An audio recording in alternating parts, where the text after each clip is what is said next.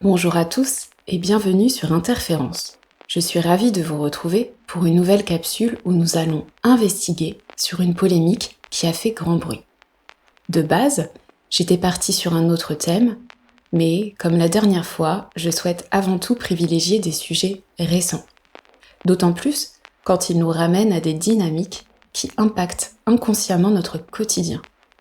Car la polémique Sydney Sweeney et American Eagle, au-delà d'être un bel affront à la bien-pensance, nous plonge, par son côté factuellement absurde, au plus profond de l'état cataclysmique de la culture pub actuelle.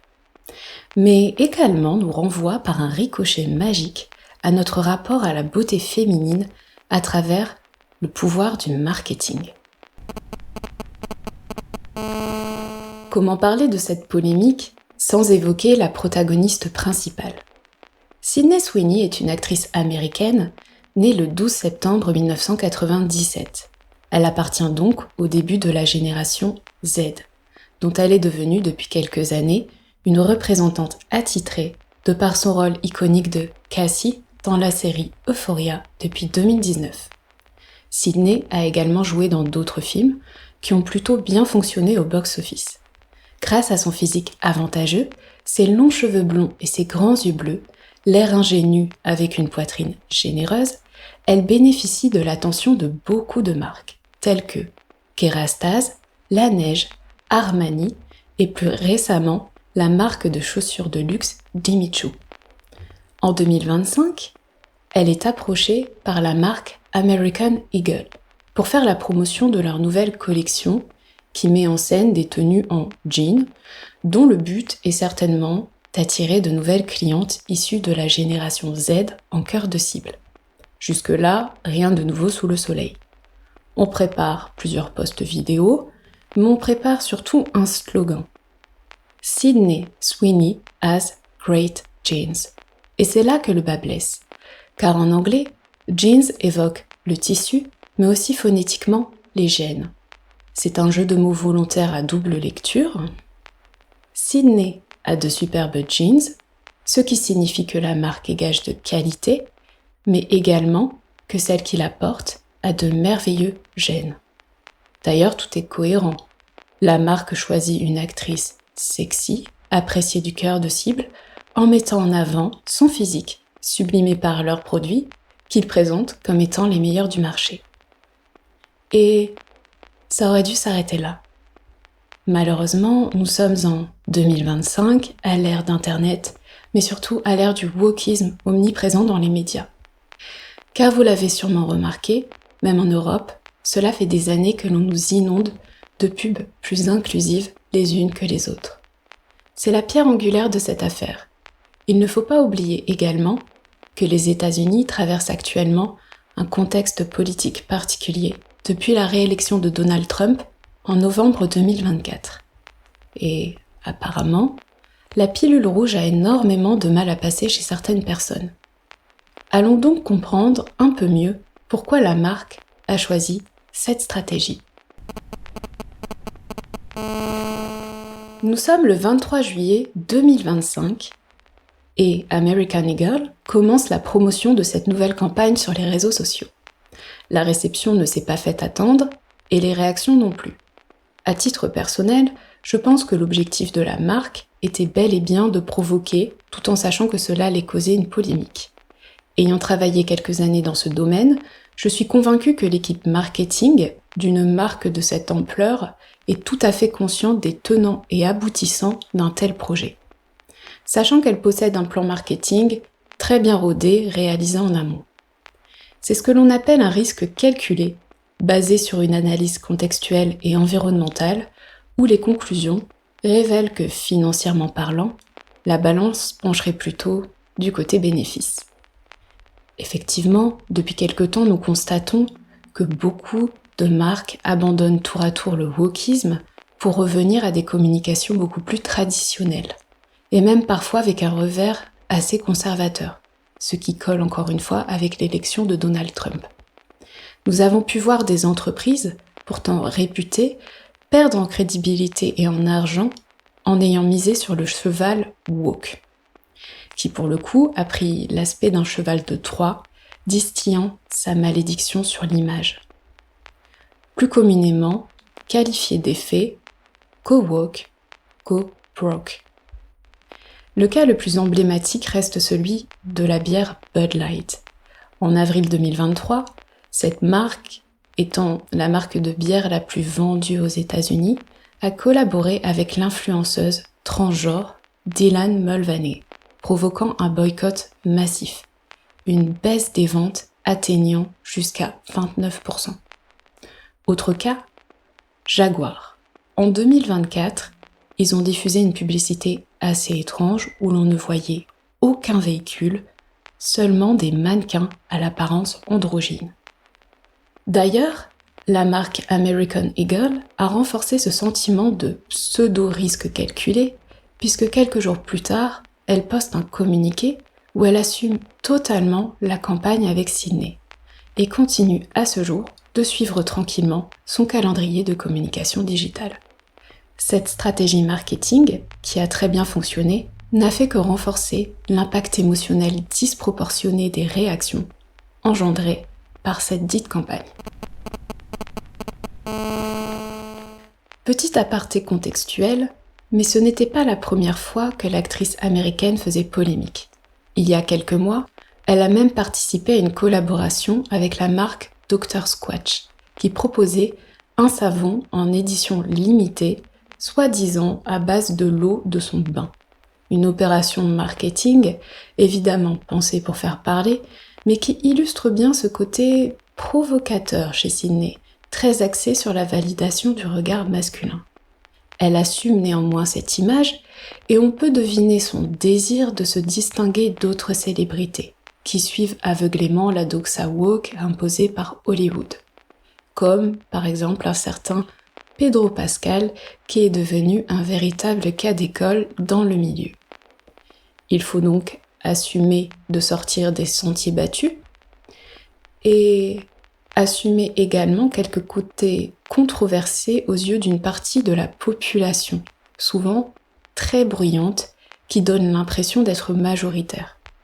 Effectivement, depuis quelques années, certains ont pris l'habitude de se filmer sur les réseaux à la moindre inconvénience de la vie quotidienne, aussi anodine soit-elle. En particulier sur TikTok, qui est devenu le royaume des réactions à l'emporte-pièce, aidé par son format rapide et peu propice aux réactions nuancées. J'avais déjà évoqué cet aspect dans la capsule sur le rap, que je vous invite à aller écouter si ce n'est pas déjà fait. Des créateurs de contenu ont vu par là l'occasion en or de faire des vues sur ce sujet et profiter du succès de la polémique pour en tirer un profit financier. Et là, nous sommes partis en plein sur un effet Streisand. Ce phénomène où plus on tente de cacher ou bien de limiter l'impact de quelque chose, plus celui-ci devient viral. D'ailleurs, nous sommes septembre, à l'heure où j'écris le script, et on en parle encore avec beaucoup de passion.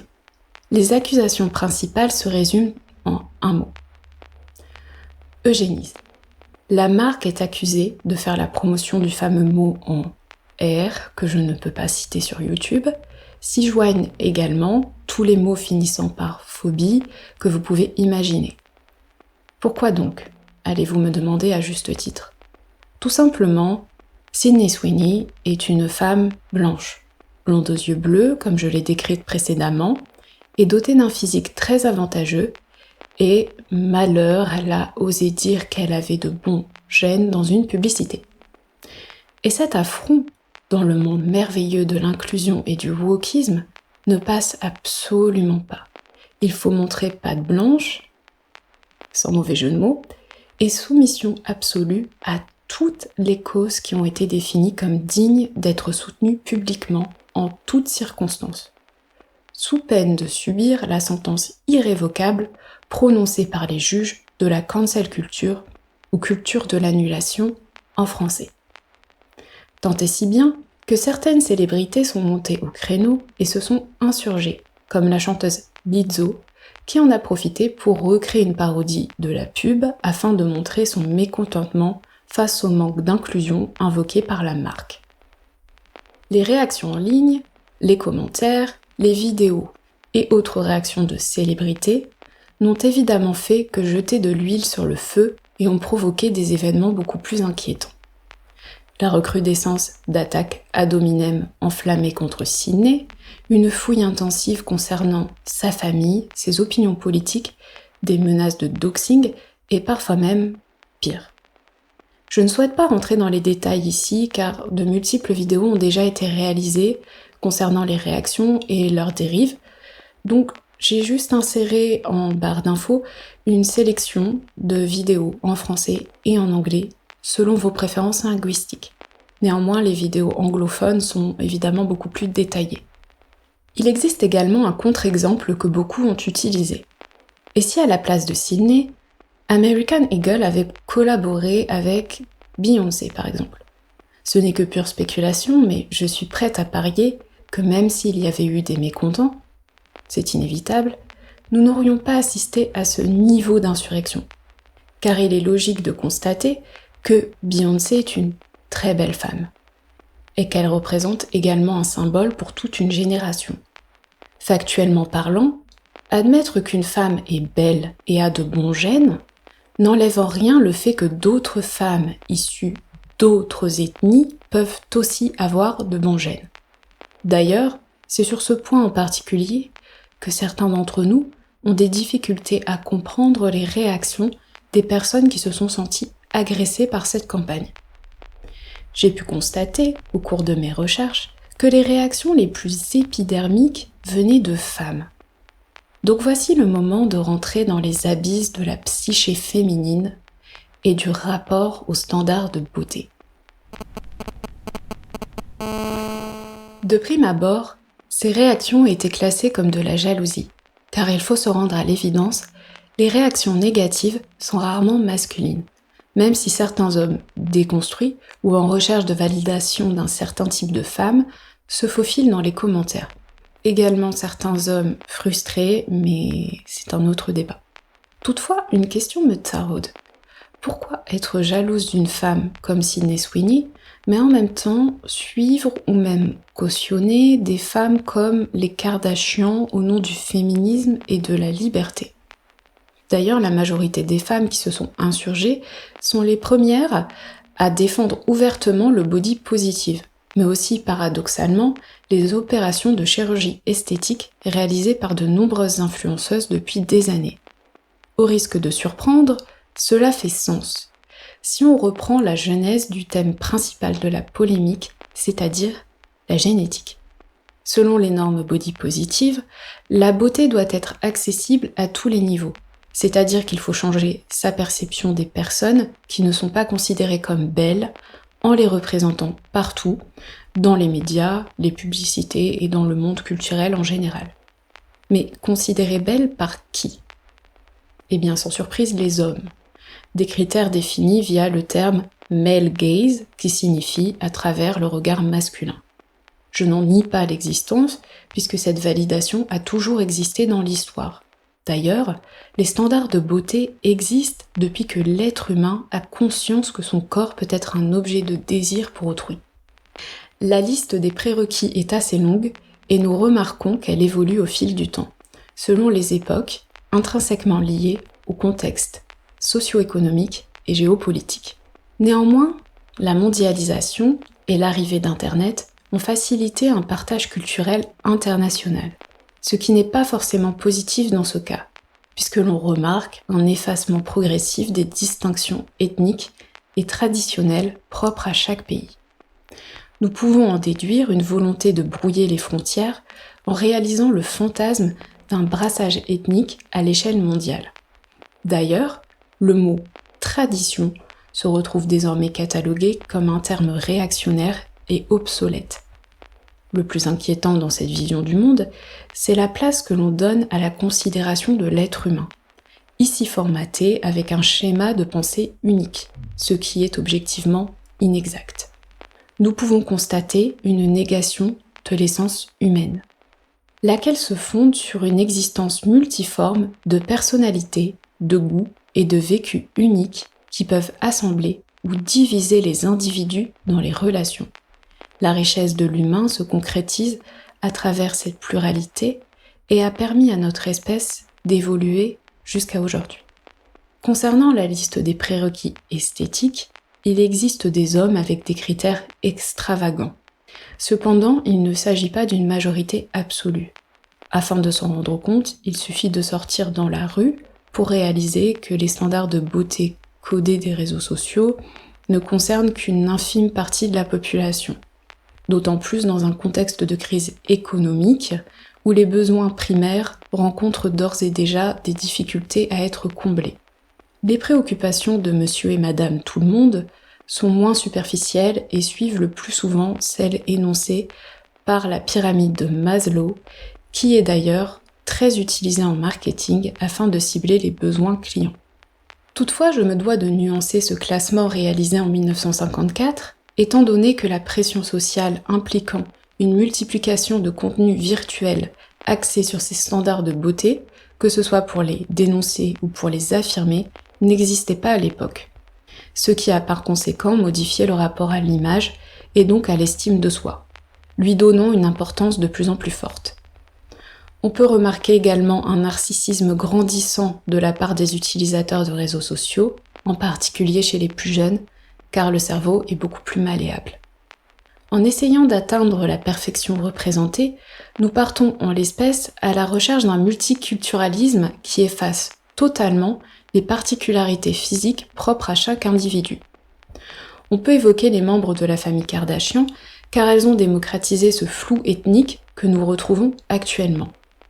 C'est ce que la journaliste Gia Tolentino a décrit en 2019 dans le journal New Yorker comme l'Instagram Face.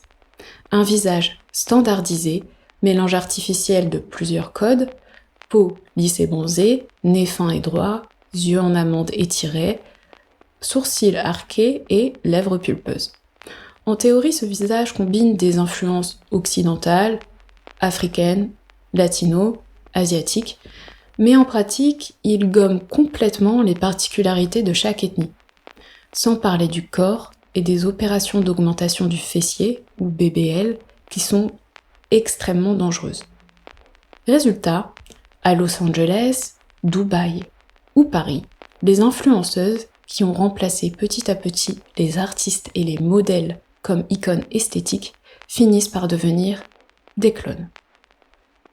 Ironiquement et paradoxalement, ce qui devait incarner la diversité est devenu une uniformisation mondiale. Cependant, ce physique est presque impossible à atteindre de manière naturelle, et donc, si une femme n'est pas en accord avec son apparence, elle peut changer via des opérations de chirurgie esthétique. Concernant Sydney Sweeney, malgré les tentatives infructueuses de trouver des traces de chirurgie sur son visage et son corps, est bien forcé de constater que c'est une beauté naturelle. Et c'est justement là qu'elle détonne. À l'heure où l'Instagram Face impose partout les mêmes traits, elle incarne une beauté qui reste identifiable, avec ses propres particularités, sans chirurgie apparente. C'est peut-être aussi pour cela qu'elle cristallise autant de réactions. Elle représente une esthétique qui échappe à l'uniformisation.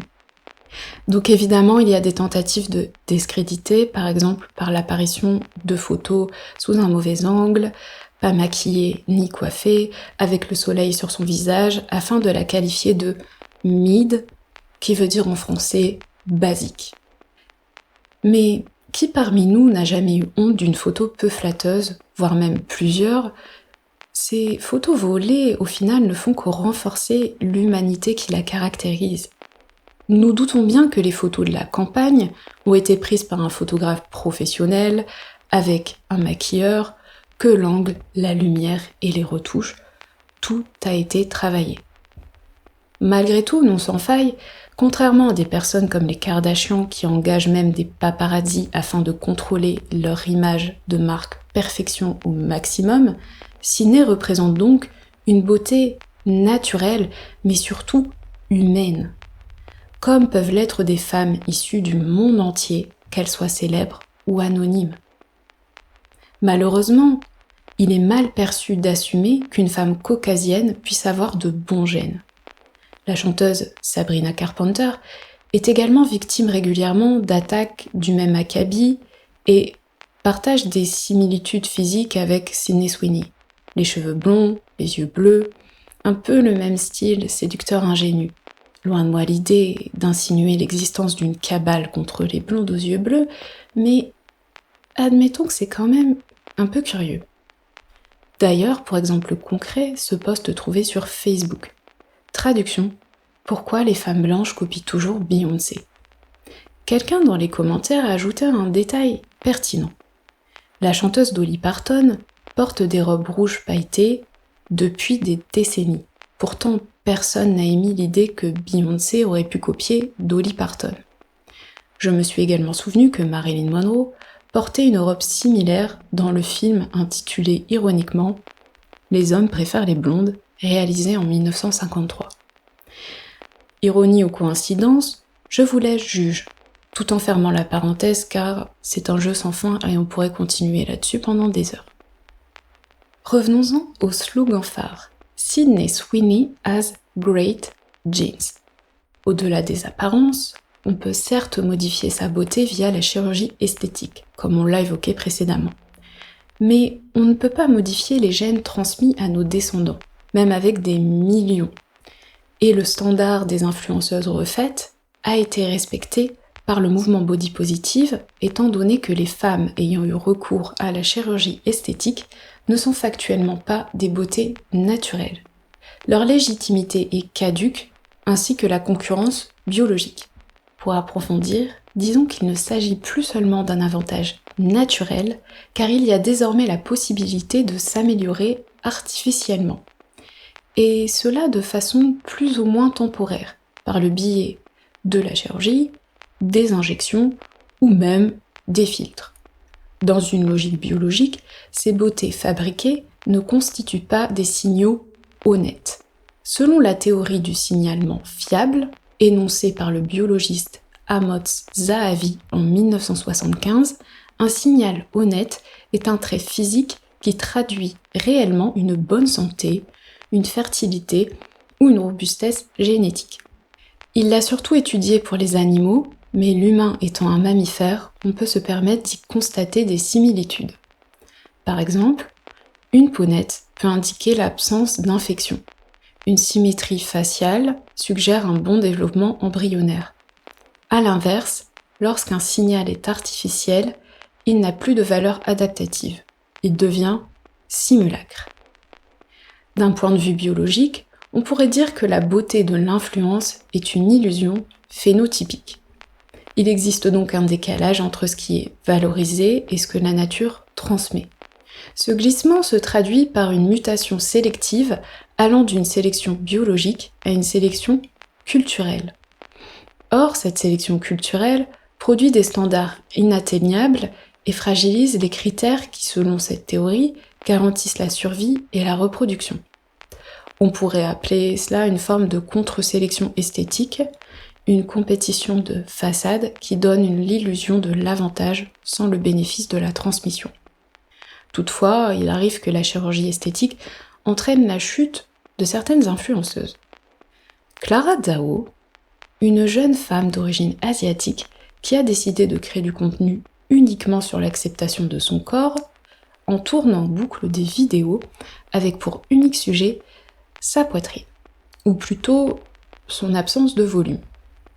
Mais à la surprise générale, elle est apparue récemment avec une augmentation mammaire, ayant cédé aux sirènes de la chirurgie après avoir chanté les louanges du naturel durant des années.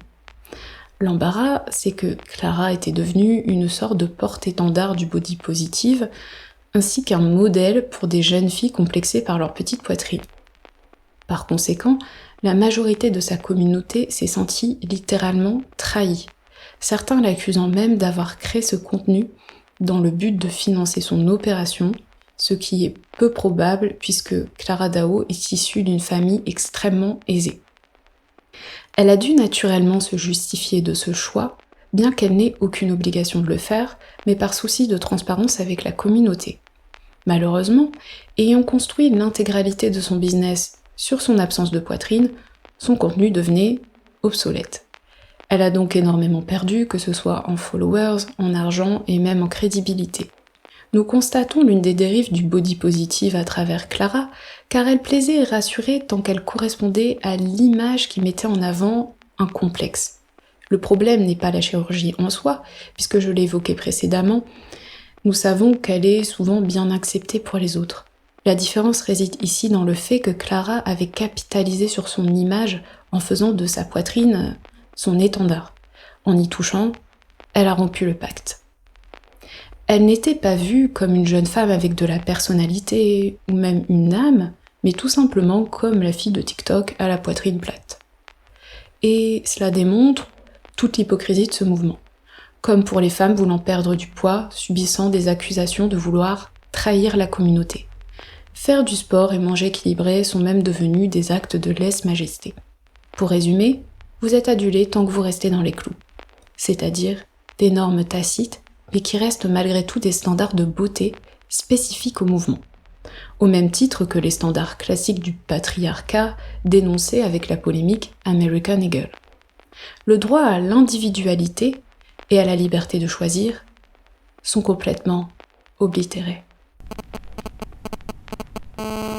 Pour conclure et revenir au cas Sydney Sweeney, et finir sur une note un peu plus positive, il faut relever le fait que des internautes ont pointé du doigt la médiocrité des réactions excessives.